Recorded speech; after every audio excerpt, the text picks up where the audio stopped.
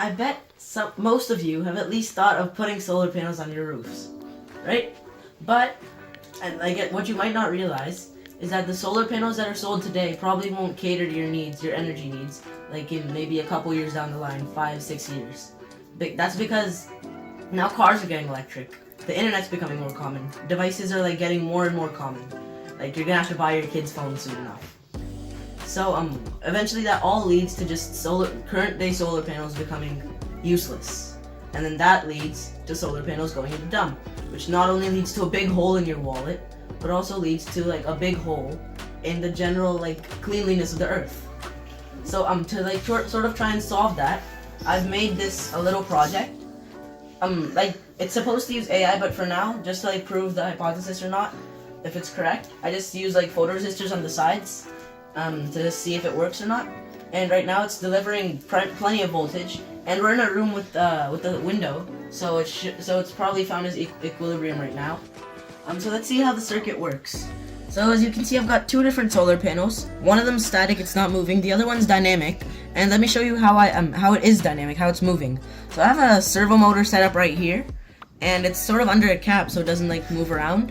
And then I have two photoresistors on the side, and they sort of take the light input, and then they sort of like find their margin, their difference, and then they can like turn based upon that.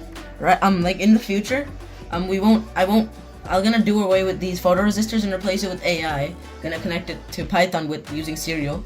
But like right now, just for proof of concept, we have the photoresistors, and those two solar panels connect to this LCD, which then connects to the Arduino, which of course is taking its power from the laptop.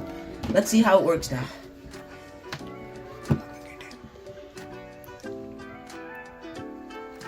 Alright, so as you can see, it's already sort of leading. The dynamic one's already sort of leading with it's already leading by around 1 volt, and it's sort of trying to turn. I think it takes 2 degrees every second or two. So yeah, it's turning to the light right now. We have a sunny room with the curtain right there. The curtains are pulled out. So yeah, it's sort of trying to turn to there, and yeah, let's see how it goes.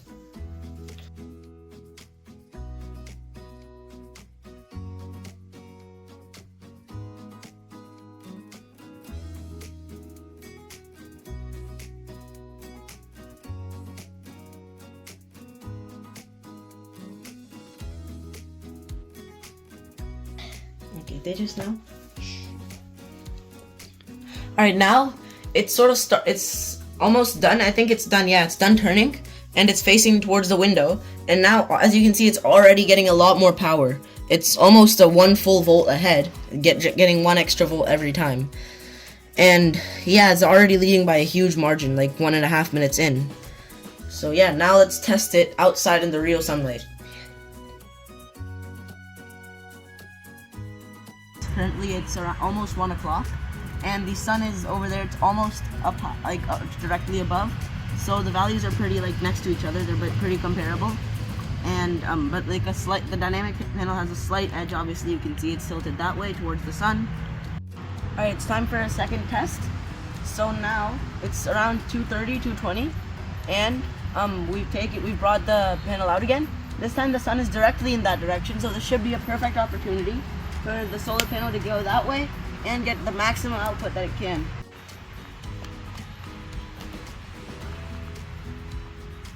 Yep, it's tilting that way. Let's see to what degree it tilts.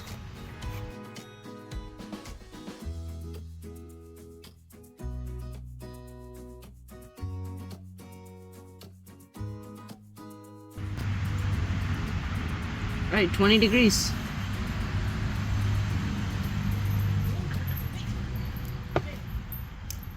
And now it's directly perpendicular to the sun's rays, and we're getting 3 volts from it. So yeah, that's great. And it's time for our 4th reading. The sun's in that direction over there. So yeah, it should give better results. And the previous time we did it at 2 o'clock, it came about a 16% difference. So yeah, we'll see how it goes now. And boop. All right, there it is. Okay, they're both getting a value of 2 volts each. Now that one went to 3, and so you can see like it's moving kind of slowly. I did this on purpose because it's gonna move 2 degrees every 2 seconds, so yeah, it does move kind of slowly. But it eventually adjusts itself. See there, it's sort of reached its equilibrium.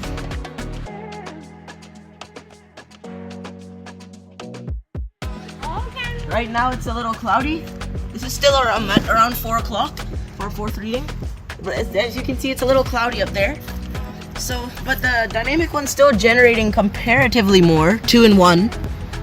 So yeah, it's still at around maybe 20, a little more than 20% increase. So yeah. Alright, so we're here at around 6 o'clock for our 5th and final reading. Today, right now it's kind of cloudy. As you can see, the clouds are really dense now. But you can still get an idea of where the sun is. And apparently so can this solar panel. It's still tilting that way. And it's the sun is probably behind the house, but let's see what it does. And yeah, it's still leading by around 2 volts, or a little less than 2 volts. So yeah, we'll see what happens, where it tilts to.